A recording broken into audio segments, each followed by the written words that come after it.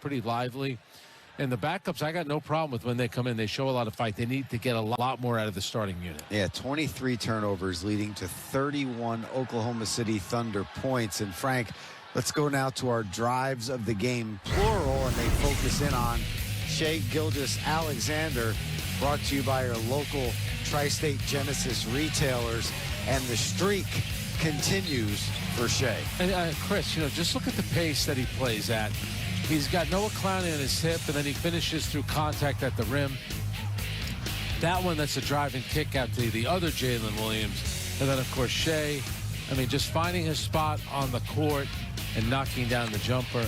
And one last time, look at that beautiful pass to University of Maryland, Aaron Wiggins, by the way. You always have to get the Maryland. Well, not always, but he's a good player. But 40 points last night in 36 minutes down in Orlando. They came from behind to beat the Magic. And then, of course, here tonight, Shai didn't have to do too much heavy lifting, just 26 minutes.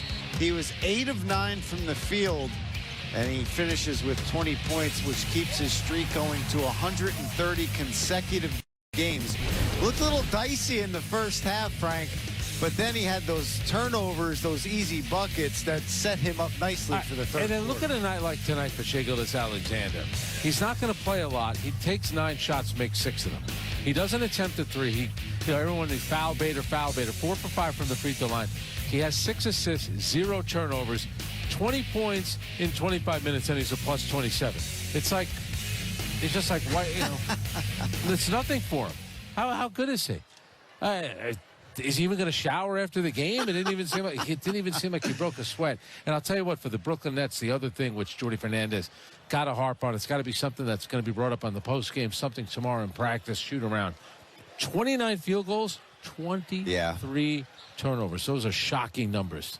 Let's go back to Shai really quick. 12 games left for the Thunder. He needs 8 left to qualify for the MVP award. Where do you see him and Jokic right now as we head down? Oh, I think right now it's Shai Gilgeous-Alexander's race to lose. In fact, I would probably put Victor Wembanyama second. Okay. Kawhi was moving into the top 5 for a while, and of course you have Luka and you have Nikola Jokic, and then you can't forget about Jaylen Brown, who I believe will finish in the top 5. But I think right now, it's Victor Wembanyama and Shai Gilgeous-Alexander. All right, let's step aside, take our first break here on the Honda Nets post-game show. We've got plenty more to do here from Barclays Center. Before we say a good night, hear from Jordi Fernandez and more. It's coming up next right here on Yet. Take a look at the Honda game summary. You see the ginormous hole that the Nets dug themselves in that first half. You look at Jared McCain. In 2 games against the Nets, he's 16 of 28. And I feel like every time he touched the ball, he shot it. Yeah. He's a new addition to the team. It's not like he's thinking, let me pass my way, make my teammates happy. Man, he gets the ball, and he's shooting it. But listen, he played well against the Nets in those 2 games. He did. Let's hear from Jordi Fernandez. Our Megan Triplett tees up the first question. Jordi, you mentioned during pregame that this Thunder team was a good team. Just in what ways did they showcase that, and what made it difficult to really slow them down? Yeah, those 15 turnovers for 22 points in the first half, it's really hard to overcome, obviously. It's you feel embarrassed when you score 24 points in a half of basketball. And, I do believe, no doubt in my mind, our guys are better than this. But it's not about what I believe. It's about going out there and doing it. Because otherwise they'll try to do their job, and they do it every night. And in the second half, 8 turnovers for 9 points. I think that's how you play a better second half, a better half of basketball. Obviously scoring 68 points in that second half, that's a big difference. I know the game was with a big advantage for them, but the fighting and competing means a lot, and at least we could find some positives in that second half. Guys that played hard, guys that were not supposed to be in the rotation and jumped in and played well. In your mind, from the first half to the second half, is it largely just come down to protecting the ball better, or does that come down to a higher compete level from the guys that were on the for sure, yeah, on the floor? Yeah, I just don't think our readiness to play the game was not there, and I expect our guys to play every minute like it's the hardest minute you'll play in your life, and it didn't happen. And I thought that some of the guys coming off the bench, they did it. And that urgency and energy and what you can control was there. And it's not magic or rocket science. It's just like, control what you can control, your attitude and your energy, and good things happen. And this team has proved it over and over again. And the way we get better is when we compete. If we don't compete, we don't get better.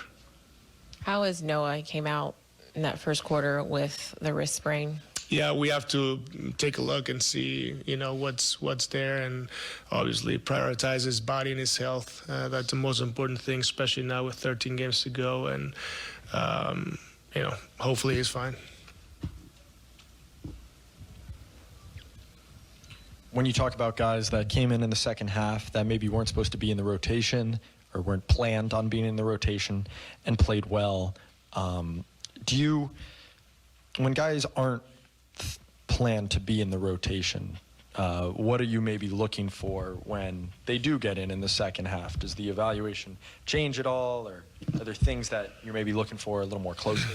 I mean, you have to be ready at all times. That's professional basketball. And whether I communicate with you and tell you, hey, you may not be in, but be ready if I throw you in, you always have to be ready. I just like to tell the guys what their situation is so they can prepare for it as much as I can. I like to give the information, but then if I see something that I have to change to make the team play harder, then I will. And today it happened where guys that were not supposed to be in, and I'll give you Jay Will, Tyson, Josh, those guys played extremely hard. Even EJ, the minutes he played at the end. And I'm, very proud of those guys. It's extremely hard to be there sitting, and then your number is called, and then you play hard as you can. You make an impact. So very grateful for those guys. Mark said pregame that you both worked together as video coordinators, you for Spain and him for Team USA. So just curious how it was like working with him back then, and how that kind of contributed to your growth today as a coach. Yeah, we were on opposite teams, and in those tournaments it was an U19 World Cup. With Spain, we didn't have video coordinators because we didn't have that many people and resources. But let's say I had to wear a lot of hats, and Mark was super helpful, and we got to know each other back then in 2013, and then we got to coach against each other in the G League, and now we get to coach against each other in the NBA. So I have a lot of respect for him. I always, like this. Not just the coach, but also the person, and it's very special what he's accomplished, and being an NBA champion and the way this team plays. Obviously, that's the identity that he works really hard to project, and we go way back, and it's pretty cool to remember those moments. Thank you, Jordy. Thanks.